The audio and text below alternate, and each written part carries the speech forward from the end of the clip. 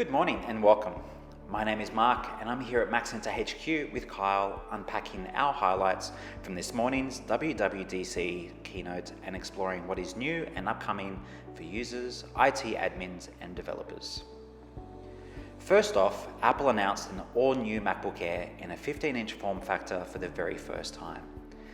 Powered by the same M2 chip as the existing 13-inch model, the new larger MacBook Air delivers an impressive up to 18 hours of battery life in an ultra-thin fanless design, which we think will be a popular addition to the lineup, especially with productivity workers who would benefit from the increased screen real estate but do not require the additional computing power from the MacBook Pro lineup.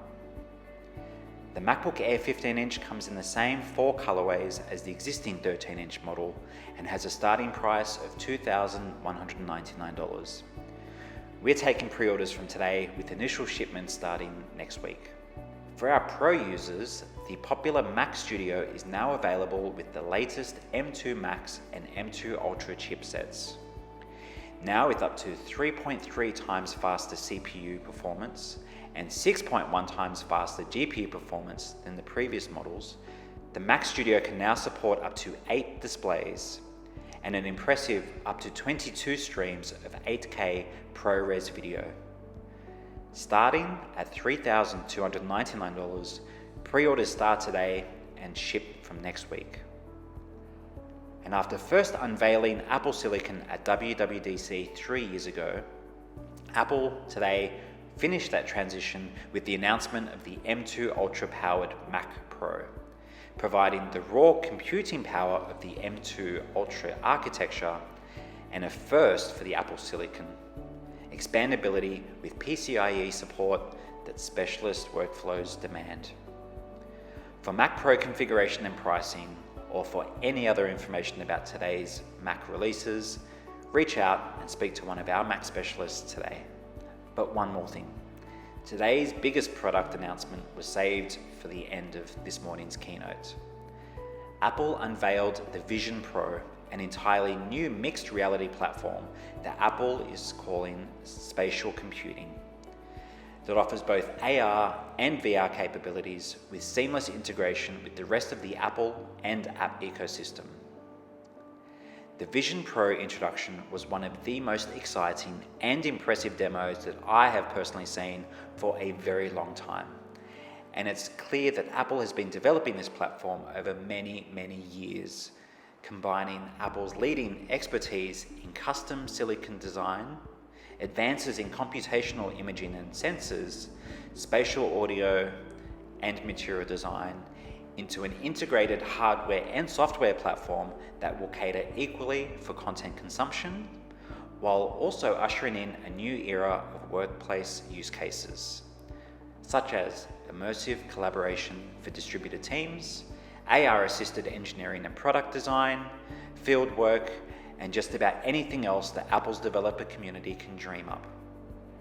There is still much to learn about this new platform, but I strongly recommend watching the entire 10-minute product intro video, which we will link to below.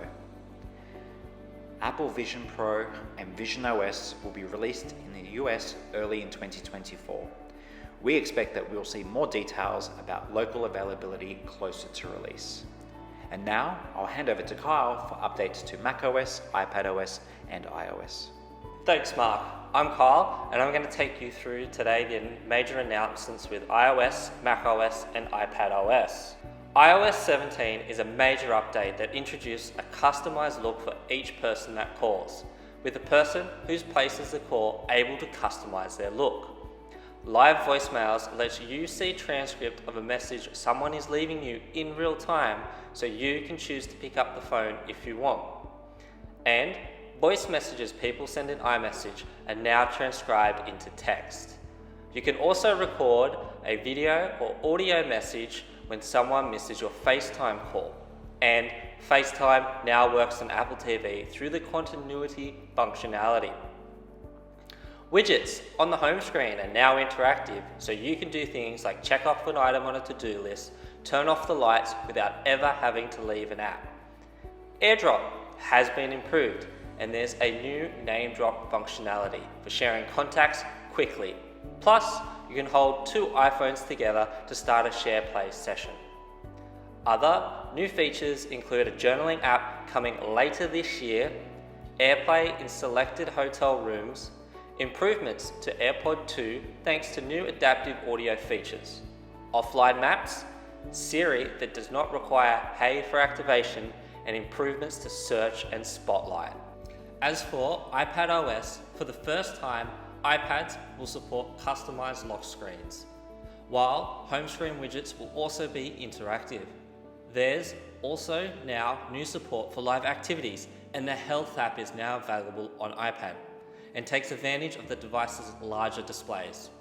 Starting with iPadOS 17, PDFs appear full width on screen, and Apple has also introduced machine learning that can identify fields in a PDF so a user can quickly add detail, such as names, addresses, email addresses, all from the Contacts app. Similar to iOS and iPadOS, all the previous features mentioned are coming to macOS Sonoma. macOS Sonoma introduces new Apple TV-like screensavers that also serve as wallpapers after you log in. Plus, it moves widgets to the desktop. You can now use the new widget gallery to choose from a wide range of widgets and then drag them all to your Mac's desktop. Video conferencing has been improved with a new presenter overlay that shows your desktop or your projects in a new way. And it's exciting to see that Apple has included support for Zoom, Teams, and Cisco WebEx. Safari now supports web apps for the dock and an option to create profiles so you can separate personal browsing from work browsing. Other new features include search that's more faster and more responsive, passwords and passkey sharing, PDF integration in Notes that make it easier than ever to manage PDFs. macOS Sonoma drops support for 2017 models of the iMac and Mac Pro, as well as the final 12-inch MacBook model. There is more to WWDC than what is announced within the keynote. I encourage you to explore the sessions within the developer application, which is available in Apple's App Store. Some sessions that I'm excited to explore are what's new for device management, declarative management, and deploying passkeys at work. Our team at Mac Center will be pulling through all the news and updates, and we'll be excited to share this information with you in the coming weeks or at the launch of the official products or software updates. Alongside our partners, we will be running a series of events to help our customers make the most of these new features. Follow us on our LinkedIn to keep up to date as we do a deep dive series for Apple admins over the coming weeks.